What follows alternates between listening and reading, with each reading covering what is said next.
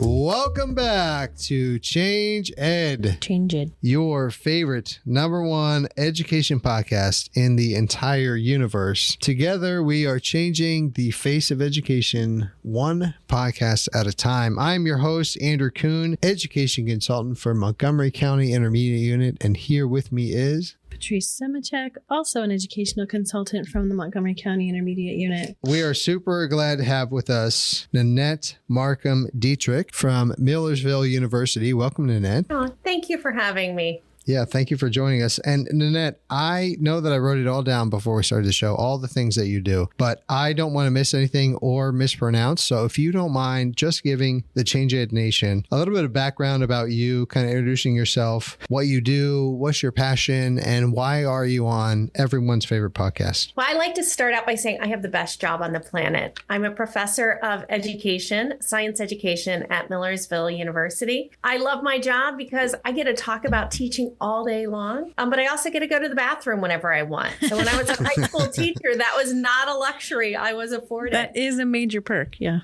It really is. I'm also the co-director of the Watershed Education Training Institute at Millersville. And I've been fortunate to have a number of federal grants that look at science education, really thinking of curriculum and reform. And so just to be a part of that community has been working with some wonderful people across the country on how can we improve science education. One of the many things that we've been working on and discussing is all the changes that are happening in education because of this STEELS acronym. One of the things that I think a lot of individuals are looking to and asking questions about is the environmental literacy and sustainability. The questions are not, is it valuable? Not, is it important? But what do we do with that? How do we incorporate that into the classroom or outside of the classroom? There are layered implications that can come with this idea of focusing on environmental literacy and sustainability. And I know you've been doing a lot of really interesting work along those lines to support teachers. Would you mind telling us more about that? Sure. So when you talk about environmental literacy and sustainability, I spent 10 years as a high school biology and chemistry teacher,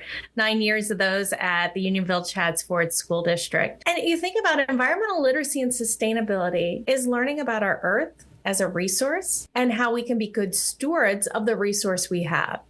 And regardless of the science discipline, we think of physical science as the study of the physical nature of Earth. And then we think of life science. And of course, everything is coming back to this planet we call home. And then we can go out to the solar system. But environmental literacy and sustainability is something I think is so tangible for students. You walk outside, you look around, everyone lives in a watershed and everyone's downstream from someone. So what we do upstream impacts our downstream neighbors.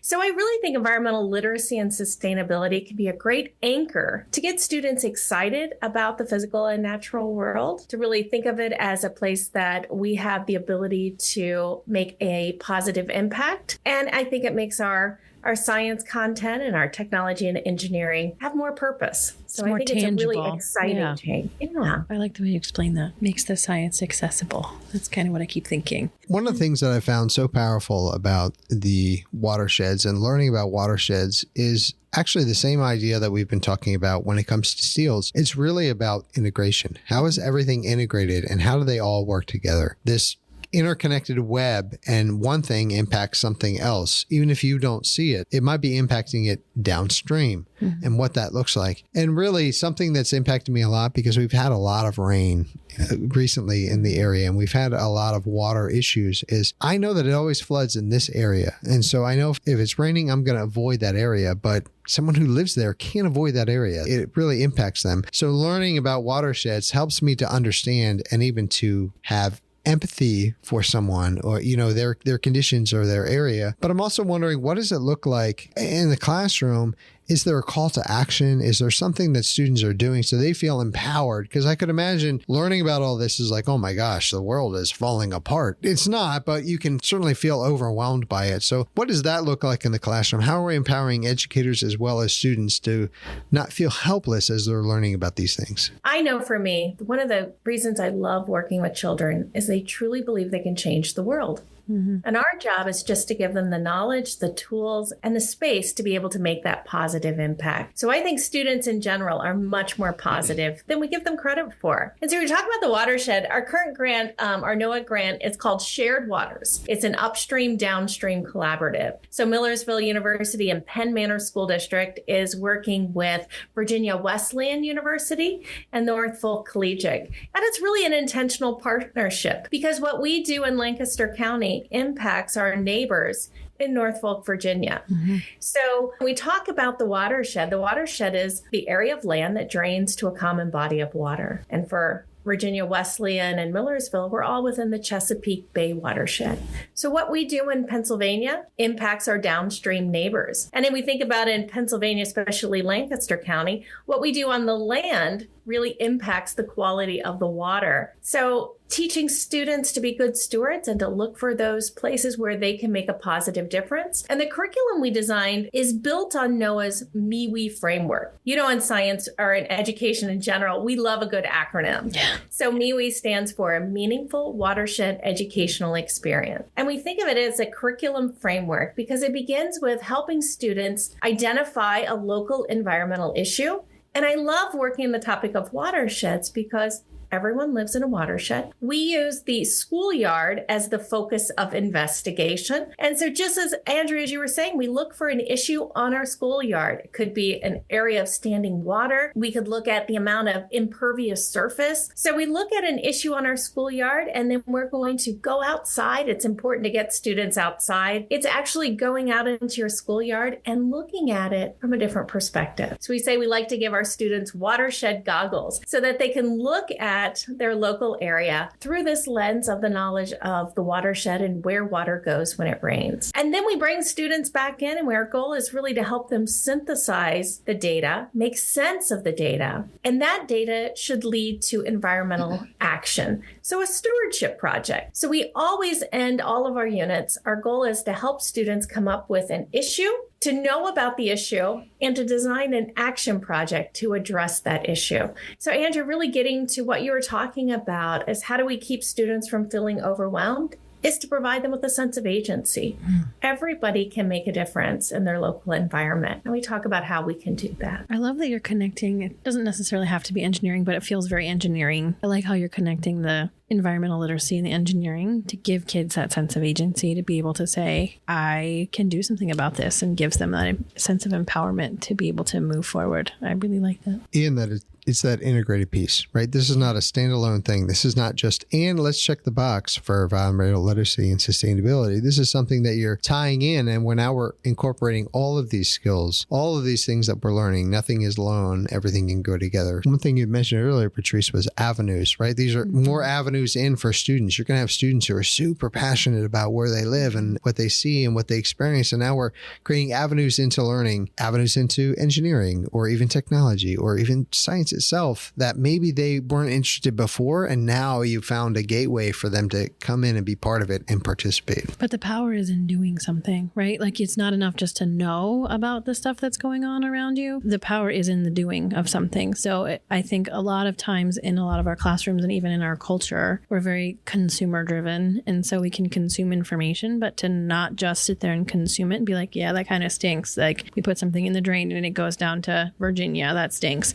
Like, what can we do about it to make it so that it's solving the problem, not just admiring the problem? That's what I think is really the important piece of what you're talking about, Nanette. I really like that line, being part of the solution rather than just admiring the problem, which I think we do too often in education. And I think one of the big pieces we wanted to be mindful of in the Shared Waters curriculum was not to edufy science and engineering and environmental literacy and sustainability to the point that it's not applicable to the real world. I think that has been a really important piece, making sure that, we say that if we give students knowledge, data, we use a lot of modeling too. give them enough information that they can use in their local environment to make real decisions. I love that about SEALs. It's about local. It's buy local, buy often, right? It's that the same concept. These are issues that impact you as the learner. It's not something that's on the other side of the earth, or there was, this massive earthquake or a tornado. It's about what's impacting us here, what's happening here, and tying in things that we've been talking about, right? Tying in the multidimensional learning, tying in phenomenon. You make these observations and then there are things that we can do about it. But again, I love the reality that we're all living together, that we're all interconnected. And then what we do impacts other individuals. And what does that mean? And what is our responsibility? How do we handle that? Here in Montgomery County, we have plenty of water issues that we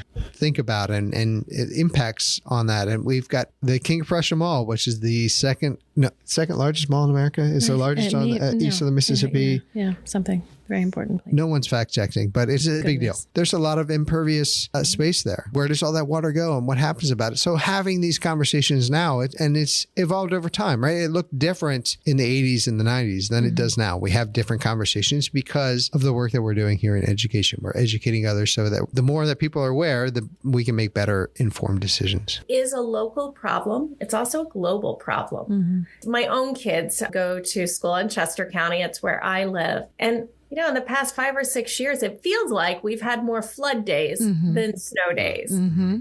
So it's a real issue, the amount of flooding. And why is that happening? And so one of the things we're looking at, we use a tool that was developed from our National Science Foundation grant. It's spearheaded by the Stroudwater Research Center, which is an amazing resource that we have here in Pennsylvania. And it's called Model My Watershed. And so what it allows students to do is it's a GIS application. It's free. It's online. You can go to modelmywatershed.org. And students look at their schoolyard, or they can look at their community, and we can see what the current conditions are. So when it rains, where does water go? How much of that water is runoff? And we think of runoff as something we want to reduce. How much infiltrates into the ground and how much is evapotranspiration? And then they can go in with this model and they have the ability to change the landscape, whether they're planting trees, moving into forest, or we need our built environments. I like to tell the students, we need schools, whether it's shopping areas, recreation, but how we build those spaces, those built spaces make a difference. So they can go into an area, whether it's their school, and see what would happen if they changed it to a green roof, or they changed their parking lots to pervious pavement. They can run the model again and see what impact that would have. So providing students with the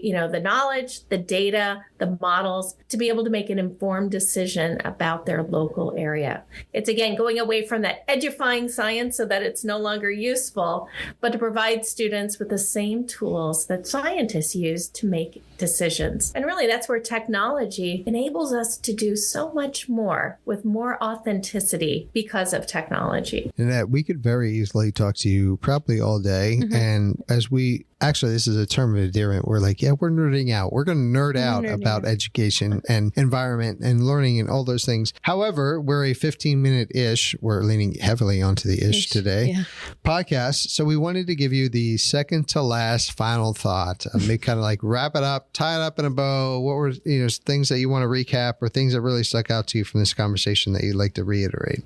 I think for me, I was on the standards writing committee for the state, which was such important work. And I think Pennsylvania, where we added the environmental literacy and sustainability standards, the same level as science and technology and engineering, I think mine would be a call to action. My biggest fear is being part of that work is that schools or classrooms would just check the box saying, yes, we do it. Yes, we do it. Yes, we do it. There's so much power in environmental literacy and sustainability to motivate students, to get students really, as you said, geeking out on the science, the technology and engineering, and most importantly, giving them a sense of agency that what they learn in the classroom, they can use to make a difference in their local environment, and giving students that sense that they have the power to make a positive impact on those around them and the land around them, I think is an important message that students need. One of the things stuck out to me, and I really appreciate it. So for our listeners, we're Zooming right now,